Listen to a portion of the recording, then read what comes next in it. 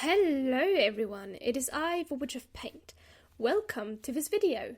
This week we are going to paint something that will be in theme with Beltane, or May Day, because April is coming to an end and we're moving on to the next month, which has gone by way too quickly. The painting today is going to be of a girl whose dress is entirely made up of flowers. To be fair, I could have done a maypole, or a bonfire, or cows with red ribbons tied to their tails. But since Beltane is also about flowers, I figured that this would be acceptable.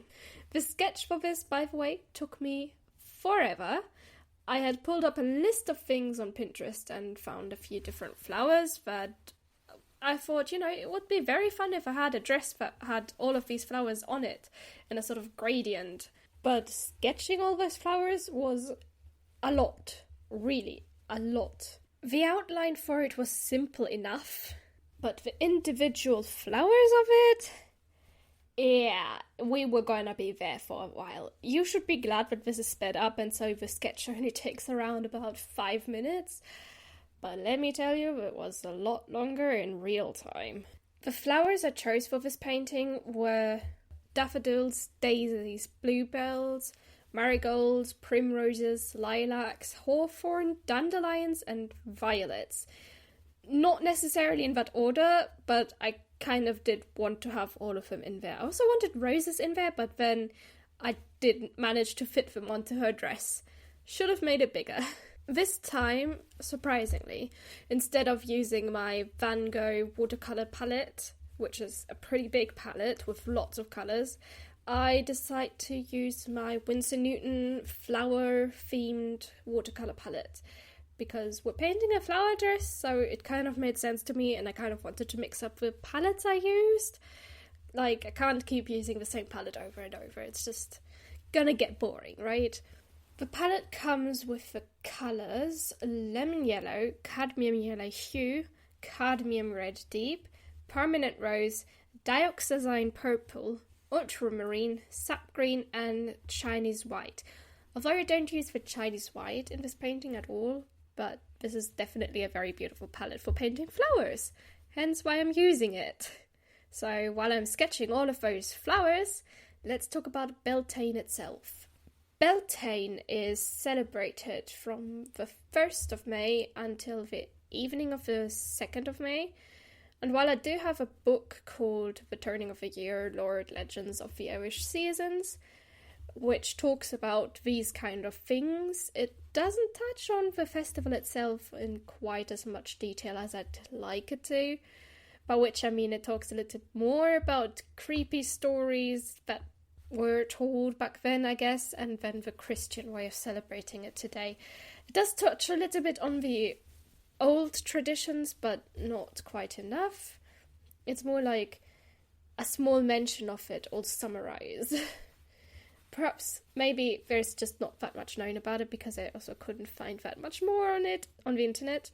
But I did find out more on the internet than I found out in that book about Beltane traditions. Specifically, the Celtic and pagan origins of Beltane, rather than the way that Christians celebrated it. Sorry Christians, I've got nothing against you. Maybe another time, but I am not very interested in how the Mother Mary is celebrated in the month of May. Also, excuse my pronunciation, I'm not Irish, Just a heads up.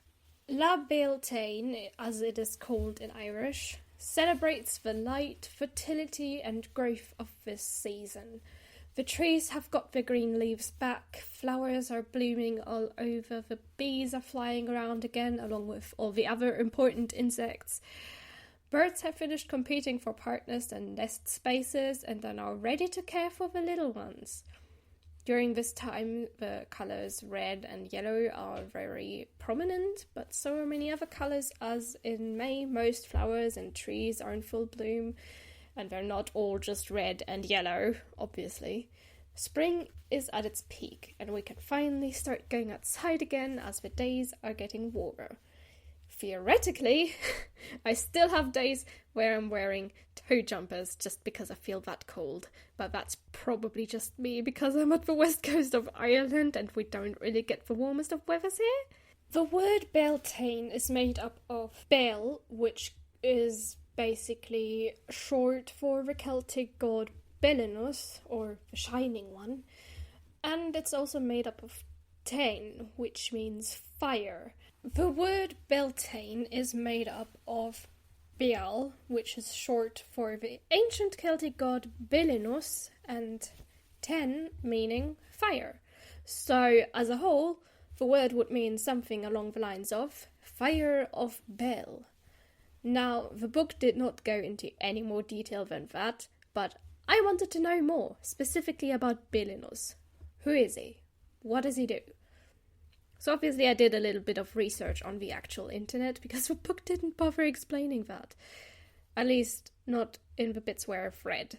I haven't read the whole chapter on Beltane just because I got a bit bored of it the moment she started talking about Christian stuff. Anyways, Belinus is an ancient Celtic healing god, or a god of the sun.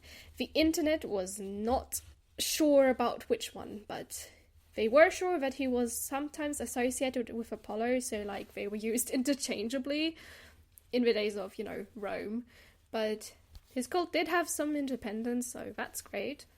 Either way, he may have been just as popular as our god of music, healing, and a gazillion other things that are not going to be mentioned here, just cause too long. Belinus was worshipped throughout northern Italy, Noricum, which is the region of Austria and parts of Bavaria, which is also news to me. I've never heard of this before. Southern Gaul, or I guess Gallia, which was made up of modern-day France, parts of Belgium, West Germany, and some parts of northern Italy. And Britain too, because, Celts, they were kind of also in Britain, So our ancient god of healing really got around quite a bit in the old days. I can't talk much more about him, though, in this short video, because, it's short. But I have left some articles about him down below, in case you guys, wanted to know more. I will say that he's a very interesting deity, and I would love to find some more myths about him somewhere, but in the little bit of research that I have been able to do in the past few days, I've not found that much. Maybe I'll find more in the future, who knows. Anyways, back to the holiday itself. Beltane falls between the spring equinox, which is Ostara, and the summer solstice, which is Letha, or Lita. I don't know how to pronounce it. The Celts used to light 2 bonfires and drive a herd of cattle between them to increase their fertility, so they, have nice offspring. Not something we still do today, I think, because, fire is dangerous. Not just to humans, but also to, cattle that we might be driving between the fires there. And then, of course, you've also got these slightly crazy people who decide to just jump over the fire themselves in order to increase their own fertility, I suppose. Which is, it's dangerous to jump over fire, guys. Just, maybe just walk around it, maybe? I don't know. Another ritual of this day is putting up a maypole, which is usually a long, narrow tree trunk with ribbons tied to the top. Women and girls would take one of these ribbons and dance around the maypole to tie the ribbons in a special kind of pattern around the pole. Sounds really fun if you ask me. I just need to find some girl mates to dance around the maypole with. And also I need to find a maypole, which is probably not going to be an easy task. And of course, the festival also involves a lot of flowers. Maybe you put them in your hair or weave some wreaths with them, or maybe you will use them to make a May basket, which is a basket filled with flowers and goodwill. Usually that's going to be given to someone who needs some care, like someone who's sick or elderly, But it does also make for some beautiful decoration if you currently don't know anyone who's currently sick or, anything like that. Or, do a me. Paint some flowery, spring-feely things. Oftentimes, though, there are still May festivities that take place, as a group. Maybe there's one near you. Who knows? I haven't lived in my area long enough to know about any festival things like that yet, so I am sticking to flower paintings. Speaking of which, after the sketch was done, and I know that the inking is probably also done now too, while I've been rambling on about Beltane, I finally begin the painting process. And I start by painting the bluebell hat, if I remember correctly. I painted with a mix of dioxazine purple and ultramarine to make a sort of very blue-purple colour for the bluebell that this girl is wearing, you know. Then moving down, I add more purple back into the mix in order to colour in. I forgot if they were the lilacs or the violets, but because they're underneath each other, I don't think it really matters. But I paint those in a more purplish colour. Moving down for the primroses, I use the permanent rose to give them a pinkish colour. And the marigolds are done with lemon yellows and a mix of, a bit of cadmium red deep hue. Because they've got this orange kind of petals that have a yellow outline, which I find is really interesting. I really like the way marigolds look, if that was a marigold properly. I didn't fact check, I just thought, oh, cool, do it. After the marigolds come the dandelions and daffodils, which are in a row, just because I kind of started to realise that I'm running out of space. And at the bottom of the dress, we've got the hawthorn flowers and daisies. So we are working a sort of out of order rainbow into this flower dress with white added to it, just because why not? By white added to it, I don't mean the white from the palette, I mean I just left those flowers white, literally. Although I do use a little bit of ultramarine to sort of shade them just a little bit. But I mostly leave them just as they are. And again, I only used the flower palette for all of this, which was kind of refreshing, since I had limited my palette to just these 7 colours. Because, remember, I don't use the white, otherwise it would be 8 colours. But it was nice to limit my choice of colour palette this time. Since I've been painting with my bigger palette for so long, so this mixing up was pretty nice for me as well.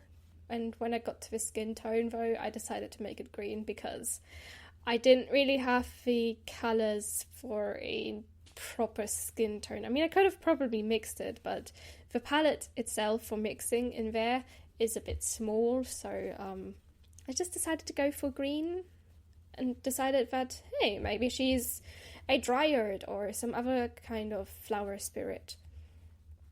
As for the background, I really struggled a bit with that.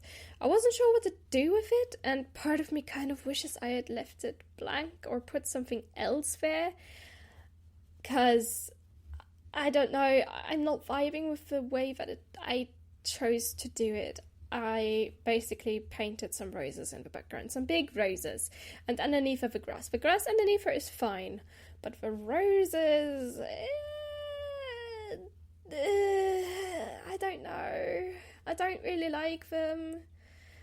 I mean, they're pretty roses. Standalone. They would be great. But they're not standalone. They're around her. And I don't know. Something bugs me about it. I don't know what. I know it's pretty, but I don't know. I don't like the roses. Even though the way I made them was absolutely fun. I used my Da Vinci brush. I kind of started by kind of just pressing it down lightly and then doing some little half circular curvy lines, first small and then bigger, pressing the brush down further, and it was really fun to do that. But I don't know, I don't think they fit this painting at all, even though this is supposed to be all about flowers, and I kind of still wanted to have the roses in there. I don't know, it just doesn't fit, you know? And I think that's the main thing that irks me about this painting. The background.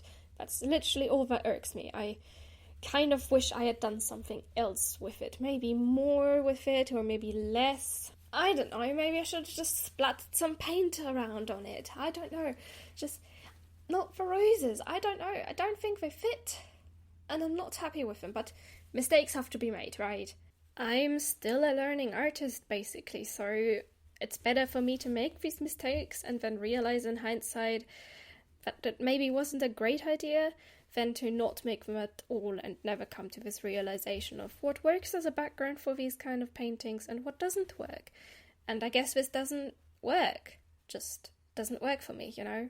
And we're at the end of this video now, so here's the final result. As I said, I'm not happy with my choice of background for this one, simply because it doesn't seem to match her. Separately, I think the two would work, but, you know, otherwise, I love her. I love her dress. I absolutely adore it. I love the different flowers of it. I love the colours. I love the palette I used for it. I love the girl herself, okay? Not so much the background. So, anyways, if you enjoyed this video, give it a thumbs up, comment how you celebrate Beltane or May Day, or if this is just a regular day off for you. Subscribe to the channel, follow my Twitch account, check out my Discord, and I am the Witch of Paint, wishing you a very happy Beltane, and I shall see you next Sunday. Bye! Now, for those of you who stayed until the end of this video, here's the one outtake I didn't accidentally delete. Moving down the prink,